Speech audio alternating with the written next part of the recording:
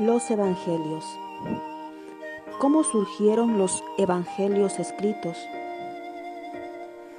Jesús predicó, murió, resucitó y ascendió al cielo sin escribir nada ni dictar nada. Sus 12 apóstoles andaron con él y aprendieron sus enseñanzas. Estas enseñanzas es lo que los apóstoles transmitieron de forma oral en sus predicaciones. A esta transmisión llamamos tradición apostólica.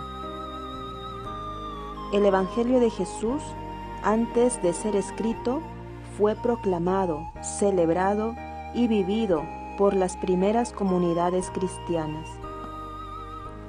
Los evangelistas Mateo, Marcos, Lucas y Juan escribieron en base a recuerdos y testimonios de los apóstoles, quienes estuvieron con Jesús y predicaron por mandato del mismo Cristo. Es así como conocemos hasta hoy la verdad sobre nuestro Salvador Jesús. Ahora paso a mencionar las etapas de formación de los evangelios.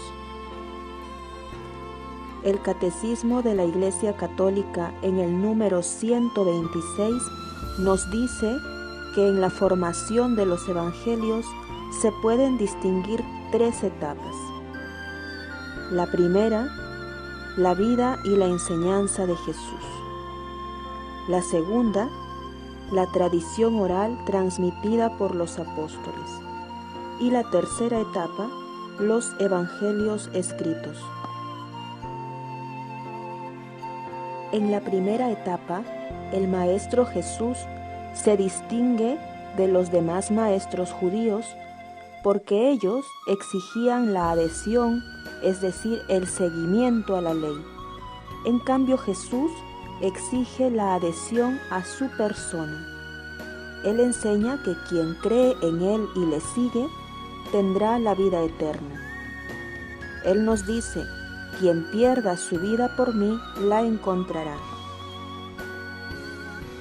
Nos dice la Constitución Dogmática Dei Verbum número 19 que la Iglesia mantiene firmemente que los 4 evangelios comunican fielmente lo que Jesús, Hijo de Dios, viviendo entre los hombres, hizo y enseñó realmente para la salvación de ellos hasta el día en que fue levantado al cielo.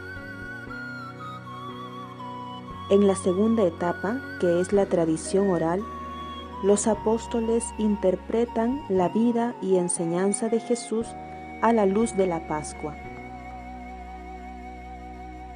Ellos han sido transformados por la experiencia del resucitado y por la fuerza del Espíritu Santo.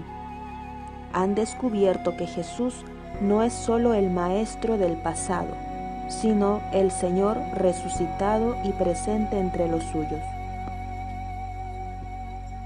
La Constitución Dogmática Dei Verbum número 19 continúa diciéndonos que los apóstoles, después de la ascensión del Señor, predicaron a sus oyentes lo que Él había dicho y obrado con aquella crecida inteligencia de que ellos gozaban, amaestrados por los acontecimientos gloriosos de Cristo y por la luz del Espíritu de la verdad.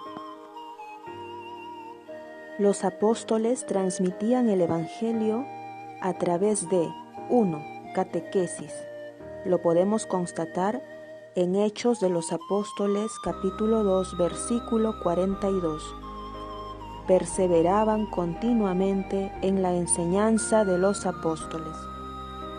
2. Predicación misionera. Anunciaron el Evangelio primero a los judíos y después a los paganos. 3. El culto. Se reunían a celebrar la fracción del pan, es decir, la Eucaristía, y en ese contexto litúrgico también comunicaron el Evangelio. 4. Controversias. Controversias que surgían inevitablemente. con las autoridades civiles, con el judaísmo o con el ambiente pagano. Y 5. Anamnesis, es decir, que iban cultivando la memoria, se reunían para recordar la historia de Jesús y no olvidarla nunca. El centro de la predicación de los apóstoles fue siempre la proclamación de la muerte redentora y resurrección del Señor. Ese era el centro. A esta predicación acompañaban relatos sobre su vida, sus parábolas, sus milagros, etc. Esto para dar mayor luz sobre la persona de Jesús. La tercera etapa consiste en la redacción de los evangelios. Los autores sagrados de los evangelios escogen datos de la tradición apostólica que ya se transmitían de forma oral o escrita en la iglesia. Cuando dos personas narran un mismo acontecimiento, cada una lo hace a su manera y con sus propias palabras, y variará el modo de contar según quienes sean los oyentes, si adultos, si jóvenes o si niños. Aquí, cada autor tiene su propio estilo literario y su propia manera de seleccionar y ordenar la tradición. Cada uno se traza un objetivo que responda a las necesidades de la comunidad a la que el Evangelio va dirigido. Cada uno refleja una experiencia propia de Jesús y conservan la forma de proclamación. Los evangelios son una profesión de fe y quieren ganar a otros para esa fe. El afán de los evangelistas no era dar informaciones históricas, aunque hayan usado datos históricos. Tampoco era hacer una biografía, aunque hayan utilizado datos biográficos. El objetivo era ofrecer a la Iglesia la base de la fe y de la vida cristiana. Los escritores de los evangelios son verdaderos autores, pero no olvidemos que el autor principal es el Espíritu Santo. Él es quien inspiró y guió todo ese trabajo de elaboración para sostener la fe de la Iglesia. Ahora pasamos a ver qué son los evangelios sinópticos.